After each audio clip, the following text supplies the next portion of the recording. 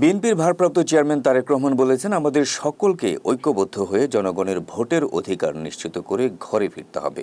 তাহলে বাংলাদেশের মানুষের যে আশা ও প্রত্যাশা, সেই আশা প্রত্যাশা পূরণ করতে সক্ষম হব।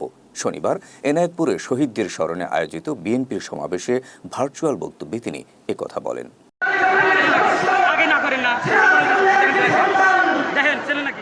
সিরাজগঞ্জের এনায়েতপুর ইসলামিয়া উচ্চ বিদ্যালয় মাঠে বেলকুচি, চৌহালি ও এনায়েতপুর থানা বিএনপির উদ্যোগে আয়োজিত সমাবেশে তারেক রহমান এই মুহূর্তে আমাদের ঐক্যবদ্ধ থাকার কোনো বিকল্প নেই বলে জানান। যদি আমরা জাতিকে ঐক্যবদ্ধভাবে এগিয়ে নিতে পারি, তাহলে আমরা অর্থনৈতিক সহ সব দিক থেকেই মুক্তি পেতে সফল হব। এনায়েতপুর থানা বিএনপির সদস্য সচিব মঞ্জুরুল ইসলাম মঞ্জুর সঞ্চালনায় সমাবেশে সভাপতিত্ব করেন বিএনপির কেন্দ্রীয় নির্বাহী কমিটির সহ প্রচার সম্পাদক আমিরুল ইসলাম খান আলিম।